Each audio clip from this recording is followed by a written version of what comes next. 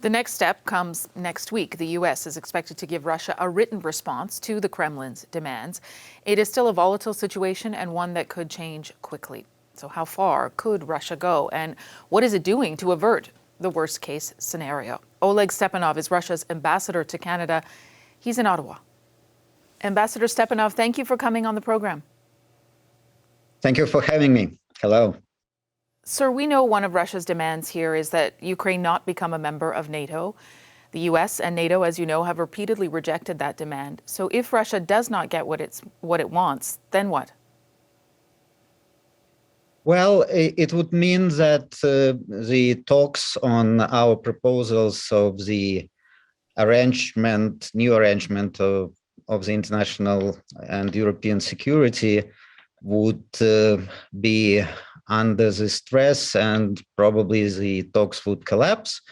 And Russia, feeling that Russia's security is threatened by the NATO expansion, will be forced to seek other countermeasures to keep the balance of security interests in Europe untouched. Bottom line, is Russia planning to invade Ukraine under those circumstances? No, absolutely not. Those things are absolutely not connected, and I can officially assure you that Russia is not going to invade Ukraine. Russia doesn't want to invade Ukraine, have no desire or intent to do that. What we discuss with the United States and NATO is two agreements, actually reconfirming the obligations of the party on the European continent not to threaten each other. And of course, who is threatening Russia, though, sir? Who is threatening Russia? Well, we believe that NATO's expansion up to our borders is unwarranted. And as we see the advance of the military infrastructure of NATO to our borders, we are concerned for our security. But Russia is the one that has troops, as you know, sir. Surely you understand why the international community and Ukraine and Ukrainians might be concerned that tens of thousands, more than 100,000 troops and other Russian military apparatus are positioned at key spots along your shared border. Well, those troops are placed in our territory, and Russia is a sovereign state. We can do anything that we want regarding training of our troops on our national territory. And whatever we do right now regarding military drills, it absolutely shouldn't be viewed as any threat of invasion to Ukraine. Once again, Russia doesn't want and will not invade Ukraine. Russia's illegal annexation of Crimea several years ago is another reason why so many around the world are watching this so closely and worried about what is happening. What is your response to the concern on that front? Russia has done something like this before in this country. Well, 7 or 8 years passed since those events of 2014, and I understand that the West and Russia and the West agreed to disagree on what happened in Crimea. If you want my opinion on the genesis of that situation, I would say that right after the overthrow of President Yanukovych, the new authorities in Kyiv came to power. One of the coalition of opposition forces was the so-called right sector, very ultra-nationalistic people. And one of the first official statement from their leaders was that there is no place for Russians in Crimea. Russians have to be wiped out of Crimea. And, taking into the account that 65-70% of Crimea are ethnic Russians, you can understand that there was a popular uprising there, which led to the referendum and which led to Crimea getting back to Russia, where actually it was forever historically. Back to today's situation, if we can, sir, if Russia, as you said several times, and others from your country have said, if Russia is not planning to invade Ukraine, why not at this point to de-escalate things, pull troops back and pause military exercises in Belarus? Well, because Russia is not going to act at the pressure from the West in its military planning. Once again, this time you said to us that they say to us that they don't like our joint exercises in Belarus. Next time they would say there should not be any Russian troops in Siberia. It's not how sovereign countries talk. And, obviously, all that propaganda spin, as I forgive me for saying that, but what I see in the West, in the Western media, to demonize Russia and to concentrate attention on what's happening around Ukraine artificially. I don't know that it's about demonizing Russia. One of the reasons we have you here is to get Russia's perspective on what is happening. That's why we wanted to have you here. Absolutely. I was not talking about our current conversation. I'm just describing the situation as in Russia we see it. We believe that the concentration of attention on Ukraine is artificial, and this is an attempt of the Western governments to distract attention of the Western public opinion from Russia's proposal on the new and comprehensive indivisible security for Europe. The NATO membership issue is, of course, what is getting the most attention at this point. But is there anything else that you are closer to agreement on, that you're willing to accept from the United States and NATO? Well, we hope that our proposals would be the basis for the future elaboration of what can be done. I understand that during consultations with the Americans, especially, there was progress on other issues that were put on the table, but of course, and I can agree with you that non-expansion of NATO, and it's not only about Ukraine, it's about other potential new members, that non-expansion of NATO is what Russia proposes for West to seriously consider in order to alleviate the situation and in order to let us in Russia feel more secure. The question many are asking around the world, and how can they not, is what does Russia really want here, Ambassador? Because on the outside, to many other countries and other world leaders, this looks like a power grab by Russia. Oh, absolutely not. We are not grabbing anything. Position potentially, though. No, absolutely not. What we want to see is legal obligations in the form of a treaty or agreement with the United States and with all the members of NATO to basically not to threaten each other and to undertake a complex of measures where we can start looking at each other not through the crosshairs and start returning back to normalcy and engage in a substantive dialogue on indivisible security. We understand, we try to understand the point of view of the Western states. What we now ask is for the Western thinkers and policymakers try to put themselves in Russia's shoes and try to kind of grab that perspective from the Russian side. That's how diplomacy works. If Russia does do what you say at this point it will not do, if it does invade, Canada and other NATO countries are threatening, as you know, to cut Russia's largest financial institutions off from global transactions, to impose an embargo on some American technology transfers. These are more serious sanctions than Russia has faced to this point. Is Russia, in your view, willing to weather that storm? Well, first of all, it's hypothetical, of course, right? But Russia is not going to invade. So I hope all those talks about sanctions will also stop at some point. But our suspicion is in Russia, once again, that we are afraid that sanction policy is going to continue disregarding what can happen or cannot happen in Ukraine. But it's kind of a philosophical answer. And the practical answer is that sanctions do not work in a sense that in the history of unilateral sanctions by the West, there was no successful example when economic sanctions can make an independent state to reverse the policy it pursues and how it sees their national interests. Of course, there will be consequences in making bilateral relations with the countries who introduce sanctions more sour.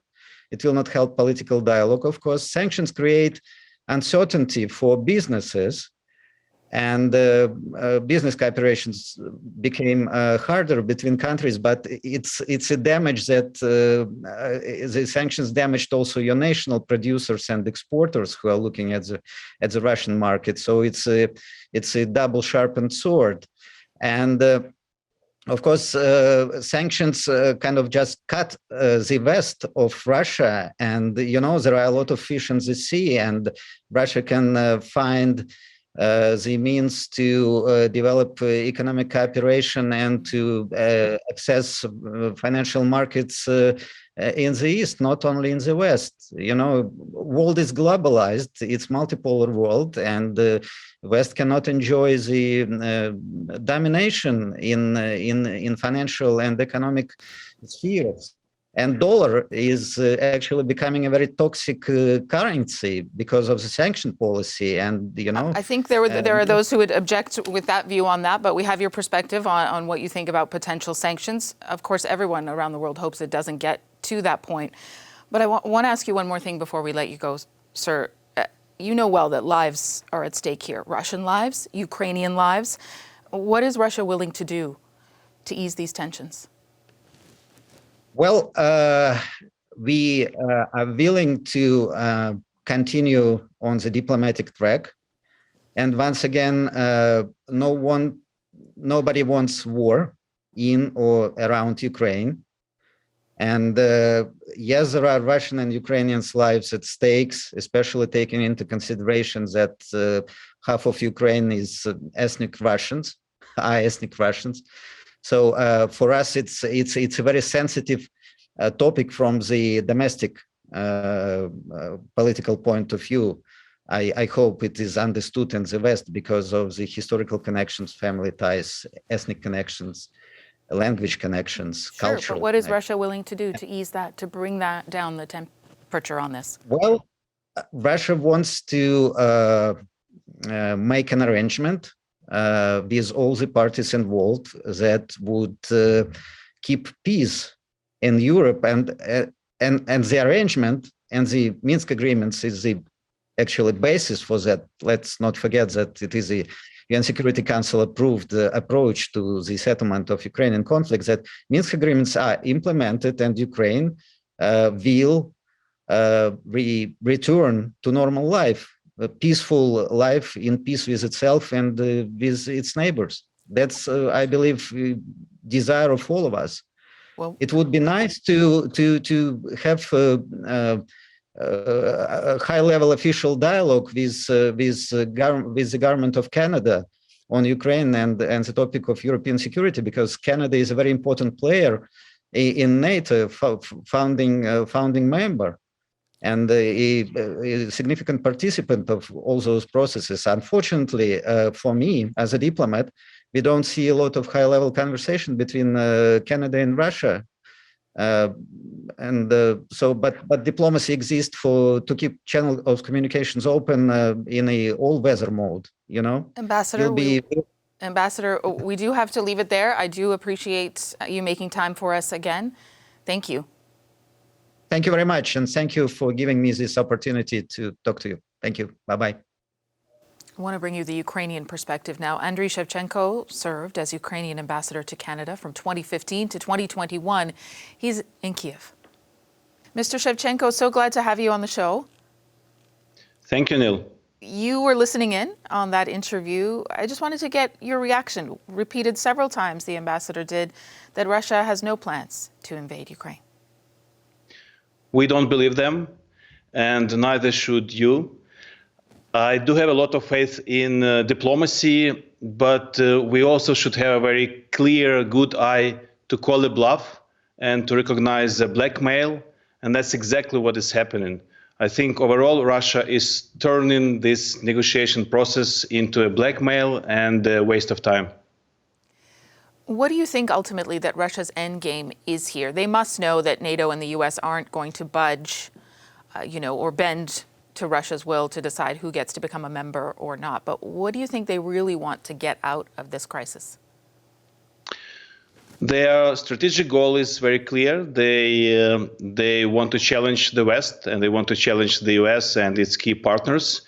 And they will eat up as much as we allow them to. And I think this whole idea of legal obligations by the West or from the West towards Russia, some security obligations, this whole idea sounds ridiculous and humiliating. I mean, you in Kremlin have invaded Moldova, Georgia, Ukraine. You have poisoned people in London and Salisbury. You've blown up ammo storages in Czechia. And now you demand from the US to promise this betray of Eastern European partners. I think it's just ridiculous. It's cynical and hypocritical. You know well that NATO allies led by the US are promising to impose harsh sanctions, harsh economic consequences on Russia. The Russian ambassador, as you just heard, says that they're not really impacted about that. The sanctions don't work. So there's no point. It's no point to pursue that process. From your perspective, do you think this is the best way to try to deter Russia? Well, it's one of the ways, but Neil, both you and me, we know that those sanctions, they do work. In 2013, GDP in Russia was about $16,000 US per capita. Now it's $10,000 US per capita. It's 40% less. It means that on average, every Russian has become 40% poorer in these 7 years or 8 years of the war. And it will get worse. So, of course, those sanctions do work. And they hurt the Putin's regime quite badly. But it's just one of the directions we need to move. And if we are talking about our solidarity and about our joint action, we should obviously explore all the tracks. But when it comes to the sanctions, I think there are some new fields which we should explore, and we should be ready to move forward. We're talking about very specific sectors. We're talking about financial instruments, about SWIFT. We're talking about the technology embargo, and so on. In terms of the talks that we heard the reaction from today from Sergei Lavrov and U.S. Secretary of State Antony Blinken, what's your read on the body language, the language that was used in the comments after the talks?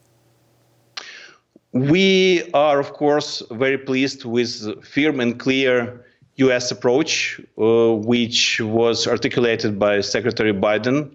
And when he promises united, swift, and severe response to further Russian aggression, that's exactly the wording that we want to hear. And we do expect to see that sort of solidarity between our friends and allies across the free world. And the financial commitment to Ukraine that Prime Minister Justin Trudeau announced this morning, $120 million. How do you see that helping? It's a great sign of support, and I cannot express you how grateful Ukrainians are for the Canadian support throughout all these years. I think we are very lucky to enjoy this support across the party line in Canada. But of course, we need more help, and we need to take the security situation very seriously. We do need weapons. We do need more cooperation in the field of security. And that's exactly what many our partners have been doing. We welcome the United Kingdom's decision to sell us light anti-armor defensive weapon system. We keep saying that the American javelins are very important for us. I think we are coming to this very clear understanding that this is the way to deter the Russian aggression. Not just to give Ukraine the weapons once the aggression has been escalated, but actually, if you do it right now with the weapons, that's the way to prevent this aggression, to deter Russia. Mr. Shevchenko, thank you so much for your time. My pleasure.